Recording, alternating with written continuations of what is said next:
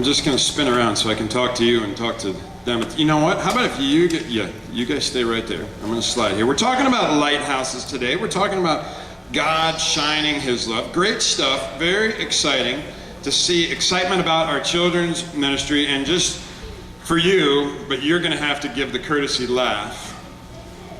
What did the ocean say to the lighthouse? Nothing. It just waved.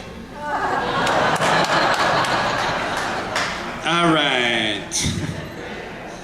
And I have in my notes that that's not going to work, but somehow I want to try these things anyway, just to be sure. Believe it or not, I'm going to share with you a transcript of an actual radio conversation between a U.S. naval ship and some Canadian authorities off the coast of Newfoundland. This was October of '95. So there's two folks on the radio, and they're looking at radar, and they can see that each other is there, and the U.S. ship says, you know, this is U.S. naval ship, please divert your course. We see you on the radar. We don't want to have a collision. Please divert your course 0.5 degrees to the south to avoid a collision. The Canadian radio operator replies, we recommend that you actually divert your course 15 degrees to the south to avoid a collision. We're all Americans, right? So it goes down like this. This is the captain of a United States of America Navy ship. I say again, divert your course. And then the Canadians say, no, actually, we recommend you divert your course. The United States ship says, this is the aircraft carrier, USS Coral Sea. We are a large warship in the United States Army, the greatest Navy, actually, in the entire world. Divert your course and do it immediately. And the Canadian radio responder says, well, this is a lighthouse. It's your call.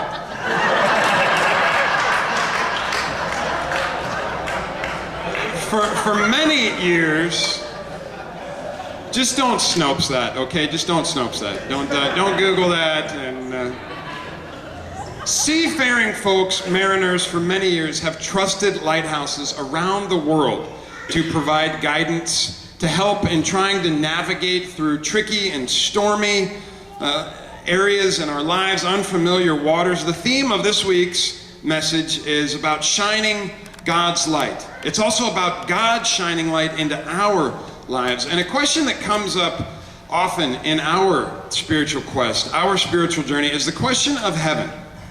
Just as a lighthouse keeps ships from going into danger, turmoil, and disaster, so also a life with God is abundant life now, and it's life eternal with God in the future. But someone says, why would a benevolent God tell some people that they're good enough to get into heaven and tell others not so much? It's a good question. Many of us ask it. And the truth of the issue is that the Bible teaches us that there is not one of us that is good enough, that we deserve to get into heaven. The Bible teaches us that all of us have fallen short in this area. Me, you, all of us.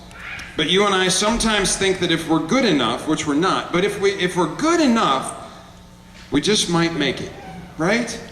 I mean, we sometimes have a tendency to think that the way we get into heaven is if we have enough good deeds, enough good works, if we do enough good things that outweigh our bad works.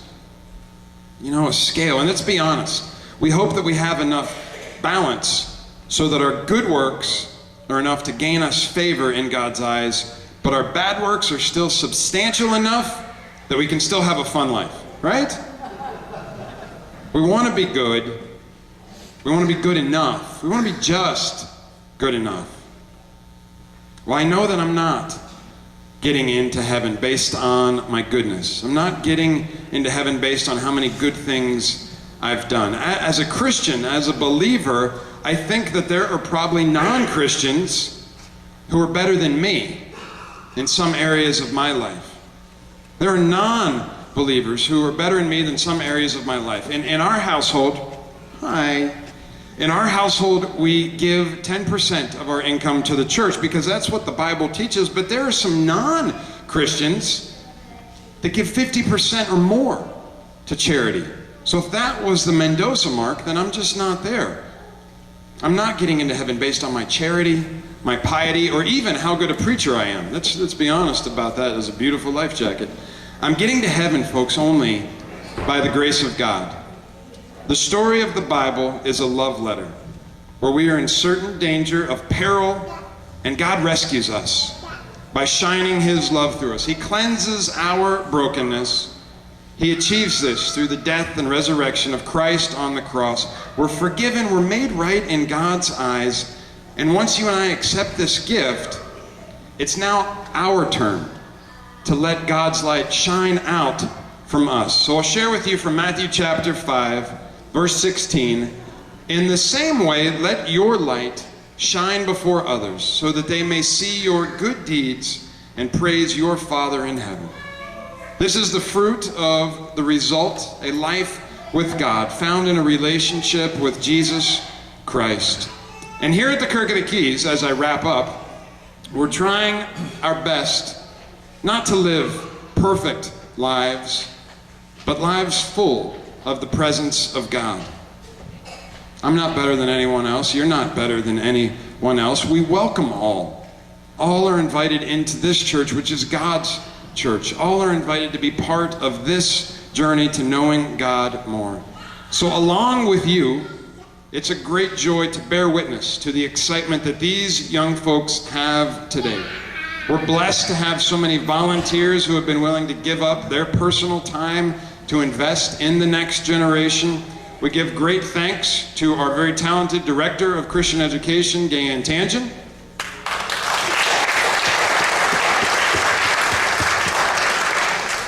And of course, I know that we give all glory, all honor to the Lord God. Thank you all for being here today, and we have something very special to do right now. Yes?